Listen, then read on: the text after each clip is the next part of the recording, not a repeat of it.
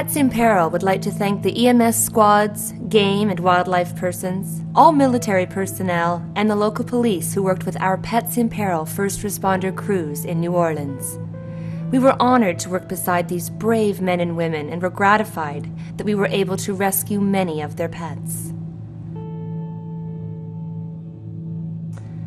On Labor Day weekend, Pets in Peril personnel were on their way to Jackson, Mississippi to talk to private, local, state, and federal agencies to find out what was needed and where the worst hit areas were.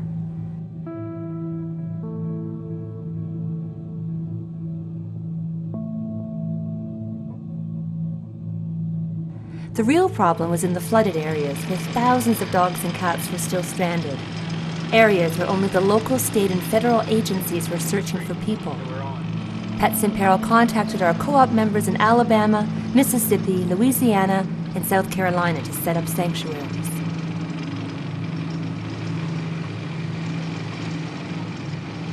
The initial Pets in Peril crew were to go in, rescue as many pets as possible while gathering military, EMS, and other primary agency contacts. These contacts were critical in order for our relief crews to get in and move around the flood area. We mapped areas where pets were still stranded and amended the current New Orleans maps where roads were still underwater and impassable.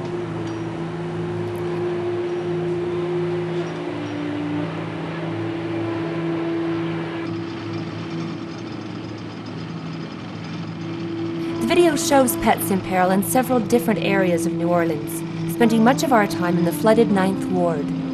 The primary purpose of the limited video was to educate our future teams as to what to expect.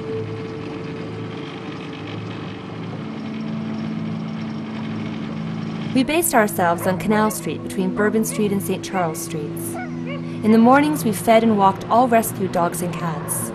Volunteers would watch and care for the pets as our crew went out on more rescue missions. When there was time, we would take national and international reporters out with us, and occasionally they were helpful in rescuing some of the pets.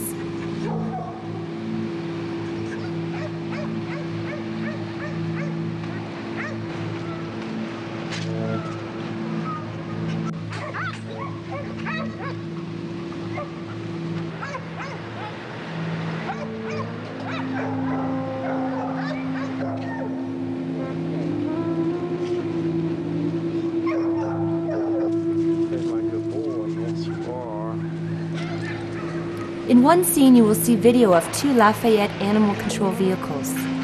3 young ladies wearing waders walked a boat filled with animal cages into the flooded area. Our team suggested they stay close to us and not go into the area alone. Disregarding our suggestion, we later noticed they had not returned to their vehicles. We notified the National Guard units in the area that the young women had not come back. For several days, they were lost in the flooded area.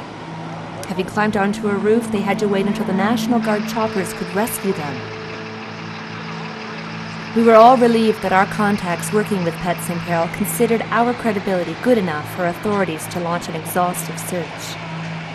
This incident also convinced us that disaster rescue is not for the novice, but for people especially trained for the unexpected. During the course of a day, we would find a dog in need of medical help. One such dog was a German Shepherd near death. We were fortunate to have an RN working with us. She was instrumental in saving the life of the shepherd and other pets in need of medical attention. Great work, Greta.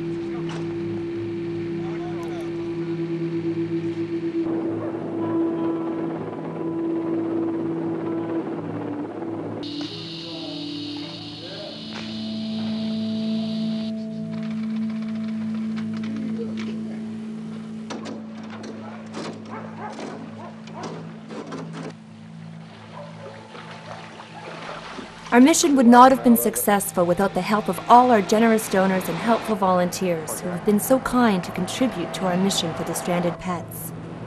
From everyone at Pets in Peril, our heartfelt thanks goes out to everyone who called, donated, volunteered, fostered, and adopted, for your concern for the companion pets who needed help.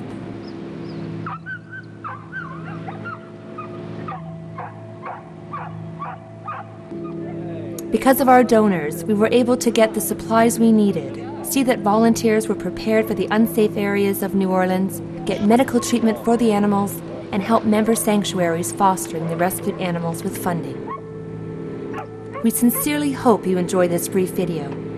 We wanted you to be part of the rescue process, so we left in the original voices and sounds to give you the real-life experiences few people in America will ever actually experience. If you have questions about the video, you can email us, and we will do our best to give you an answer in a timely manner.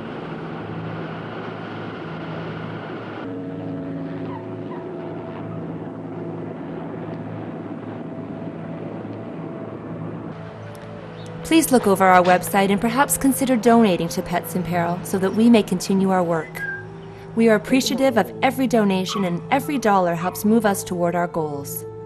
We are especially in need of generous sponsorships from sympathetic corporations and businesses, and from people of means who share our goals and concerns for the companion pet's present and future welfare. Pets in Peril is a non-profit South Carolina registered charity. We have been given tax-exempt status under Section 501c3 of the Internal Revenue Code.